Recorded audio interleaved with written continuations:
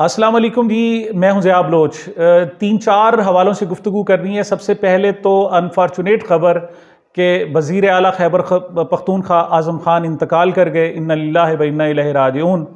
उनके इंतकाल के बाद सियासी सेटअप क्या हो गया, क्या तब्दीलियाँ आएंगी, अब नए वज़ीर आला को कौन मुंतखब करेगा, इख्तियारात किन के पास होंगे और उनके इंतकाल से पाकिस्तान की पॉलिटिक्स पे असरात क्या पड़ेंगे, इस हवाले से गुफ्तगू करनी है। दूसरी बात करनी है जनाब, हमारे 2 व्लॉग थे, आप हमें अप्रिशिएट करें कि हमने बार बार वज़ीर आला पंजाब जनाब मोहसिन नकवी साहब से कहा और उन्होंने फिर हमारी बात मान ली और उन्होंने अपने ट्वीट के ज़रिए वो छुट्टियां करने की जो प्लानिंग थी और पूरे लाहौर के ताजरों को ख़राब करना था, 8 ज़िले के ताजरों को, उन्होंने वो छुट्टियां वापस ले ली हैं। ये पूरे पाकिस्तान में सबसे ज़्यादा आवाज़ आपके इस चैनल ने उठाई है, जिस पर एक्शन लिया गया है। बहरहाल मस्ट बी अप्रिशिएटेड। इस वाले से भी बात करते हैं। तीसरी बात करते हैं जनाब कि साउथ पंजाब में पीटीआई ने एक नया रहनुमा जनाब नामजद किया है, सदर नामजद किया है, मोइन रियाज कुरैशी साहब। उनकी किनसे रिश्तेदारी है और इस हवाले से क्या पेशीनगोइयाँ की जा रही हैं और क्या कौन से खदशात का इजहार किया जा रहा है। यहाँ तक कहा जा रहा है कि शायद पीटीआई किसी के हाथों में हाईजैक हो रही है। ये क्या मामलात हैं। और आखिर में बात हम करेंगे असद उमर साहब की। हसरत उन गुंचों पे है जो बिन खिले मुरझा गए। उनको इस्तीफ़ा अब क्या, अब उन्होंने बुनियादी पीटीआई की बुनियादी रुकनीयत ही छोड़ दी है और सियासत से मुकम्मल तौर पर ला ताल्लुकी का ऐलान किया है। ये सारे मामलात क्या हैं, इस पर इसका पीटीआई पर क्या इफेक्ट होगा और इस वक्त जो दो तासुर आ रहे हैं उस पर भी इंशाल्लाह बातचीत करेंगे। तो मैं यहाँ अर्ज़ करूँगा कि देखें, बहुत बुरे हालात में हम आपके सामने ये सारी बातें कर रहे हैं। पाकिस्तान में इस वक्त हक की, सच की बात करना, इस्टेब्लिशमेंट से हटकर बात करना, पीटीआई के हक में बात करना आसान नहीं है। यूँ समझें कि जैसे जज अबू जुल्कुरनैन ने कहा था ना, मोहम्मद जुल्कुरनैन ने, कि ज़िंदगी जनाब दाव पर लगाकर मैं अडियाला जेल आता हूँ और केस सुनता हूँ। तो हम भी बहुत कुछ साख जो है ना अपनी दाव पर लगाकर और अपना बहुत कुछ दाव पर लगाकर आपके सामने हक और सच की बात करते हैं। तो जिन लोगों ने जनाब ये चैनल सब्सक्राइब नहीं किया, उनसे रिक्वेस्ट करूंगा कि इनको ना सिर्फ चैनल को सब्सक्राइब करें बल्कि इसको प्रमोट भी करें और बेल आइकॉन लाजमी दबा दें। आपको फिर नोटिफिकेशन मिलते रहेंगे, जो भी नए व्लॉग आएंगे आप तक, आपके घर तक, आपकी जेब तक, आपके फ़ोन तक पहुंच जाया करेंगे।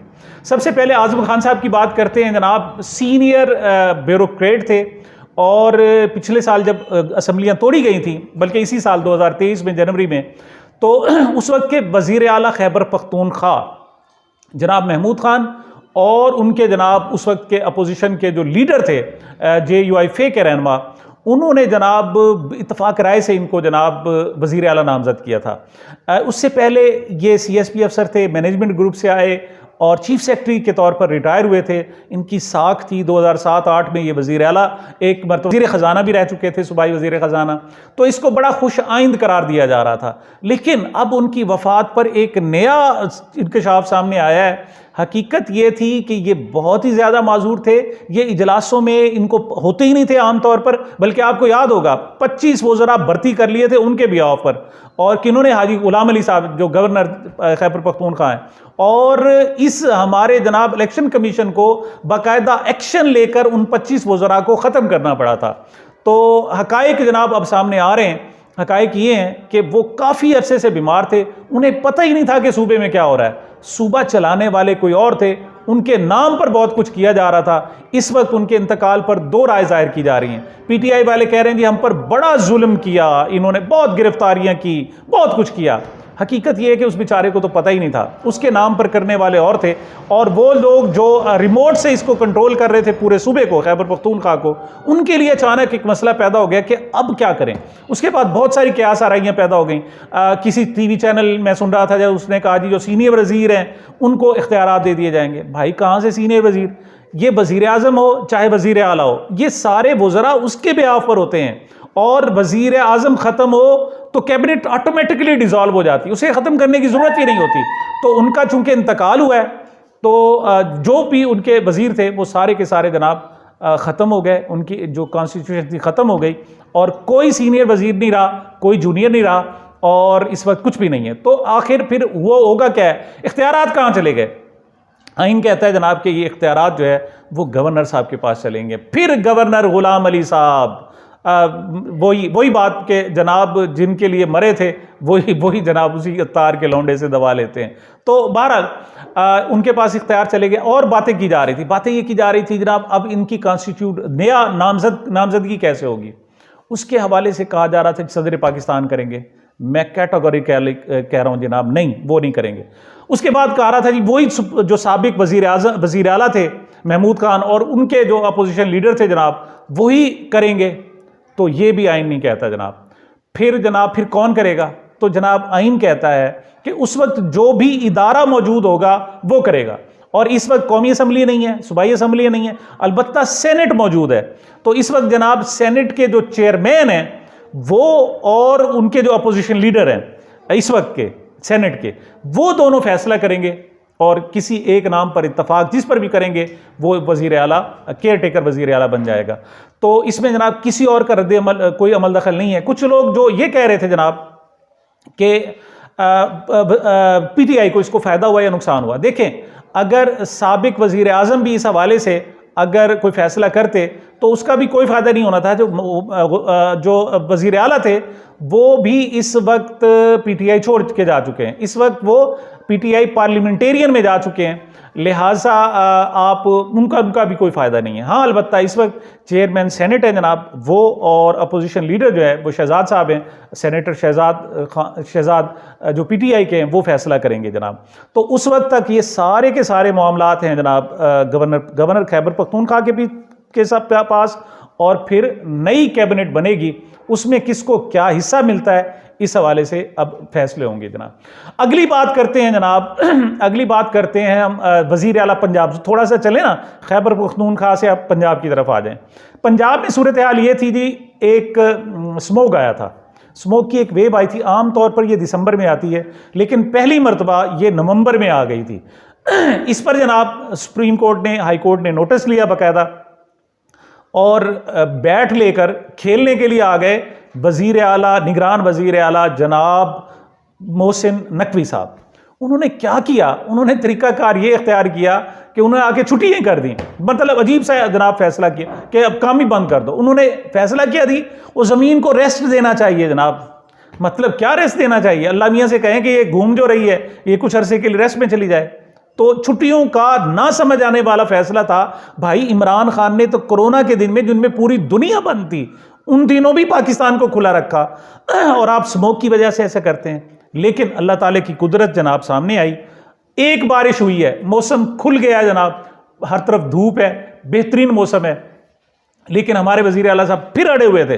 पहले उन्होंने कहा जी 4 दिन का पूरे पंजाब में, फिर उन्होंने कहा नहीं 4 दिन का लॉकडाउन लेकिन सिर्फ 8 अजला में, फिर वो कम हुए, उन्होंने कहा जी नहीं 4 दिन का लॉकडाउन होगा, 8 अजला में होगा, नहीं अब सिर्फ 2 दिनों में होगा, यानी 11 और 12 नवंबर को।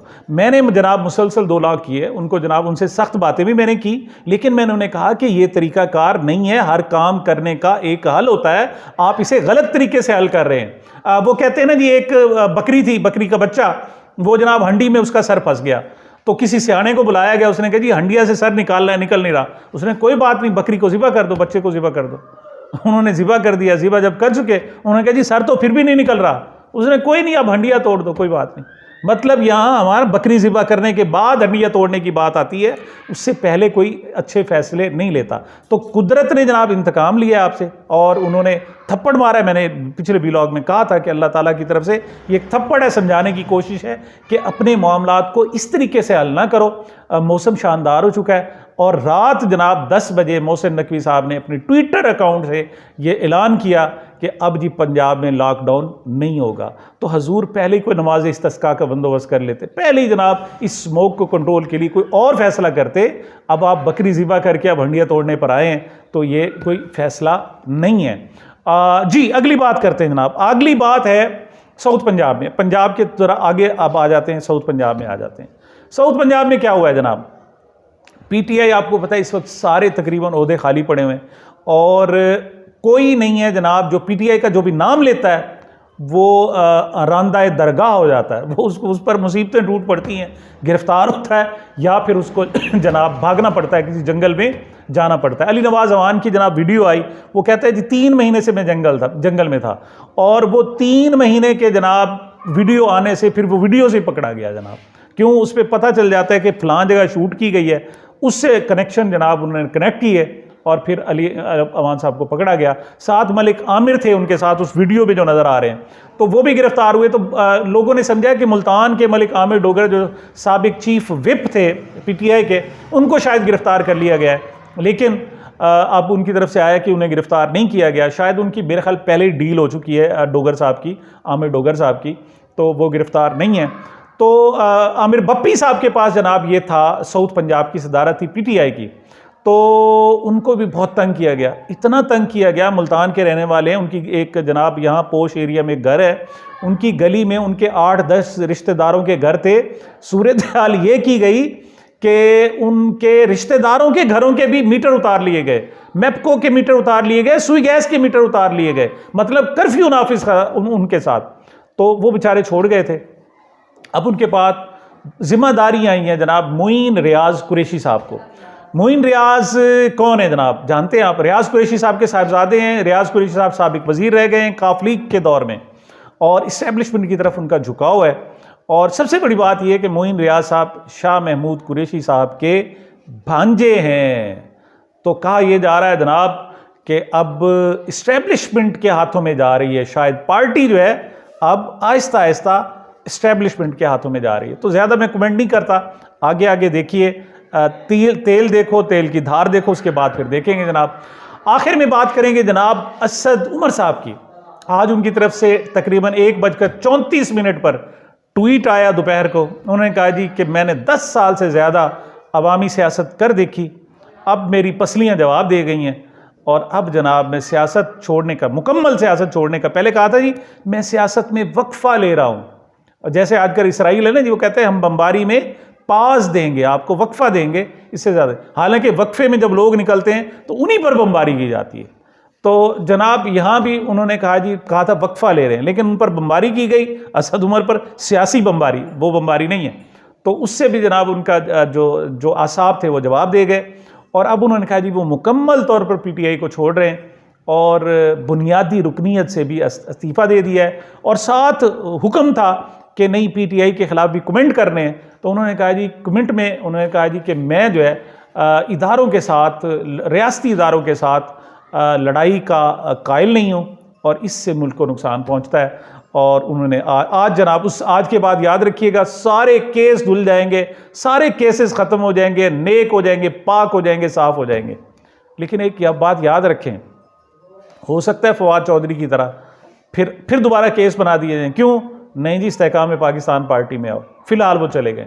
2 कमेंट किए जा रहे हैं। एक कहा जा रहा है जी कि बड़ा बुज़दिल निकला है, इसका भाई मोहम्मद जुबैर नून लीग का जनाब रहनुमा था, ये बुज़दिली दिखाकर खान को मुश्किल वक्त में छोड़ के जा रहा है। हालांकि ये PTI का ब्रेन कहलाते थे, लेकिन ये मुश्किल वक्त में बुज़दिलों की तरह भाग गए। एक तो ये तासुर है, और दूसरा तासुर जनाब ये है कि देखें पाकिस्तान में किस कदर मुश्किल आ गई। एक शख्स को नीचा दिखाने के लिए पूरा सिस्टम लगा हुआ है, या एक शख्स इतना ज़्यादा खिलाफ हो गया है कि उसने उसे ज़ातियात पे ले लिया है, और एक बंदा जिस पर कोई इल्ज़ामात नहीं है, मतलब ढूंढ लिया आपने, लेकिन आपने उसे सियासत नहीं करने दी, और अब शायद वो कह रहा है कि मैं फिर दोबारा एंग्रो में जा रहा हूँ। ये शख्स उस वक्त 96 लाख रुपए माना तनख्वाह थी इसकी, असद उमर की, और ये अपनी नौकरी छोड़कर पाकिस्तान में नए पाकिस्तान की तामीर के लिए आया था। साफ सुथरा बंदा जिसने कोई जायदाद नहीं बनाई, कोई ठेके नहीं दिए, कोई कुछ नहीं किया, लेकिन 10 साल में उसे सियासत नहीं करने दी गई। और इस वक्त यूं समझे कि वो रोता हुआ जा रहा है कि मैं इस काबिल नहीं हूं कि मैं पाकिस्तान की सियासत करूं। ये आप असद उमर को नहीं रुला रहे हैं, आप ये पाकिस्तान को रुला रहे हैं, और पाकिस्तान की तारीख आपको रुलाएगी। आपको किन लफ्ज़ों में याद करेगी ये तारीख ही बताएगी। तो सामीन, ये मेरी गुजारिशात थी। मुझे, मेरे चैनल को अपनी मोहब्बतों और दुआओं में याद रखिएगा। मिलते हैं छोटे से वक्फे के बाद।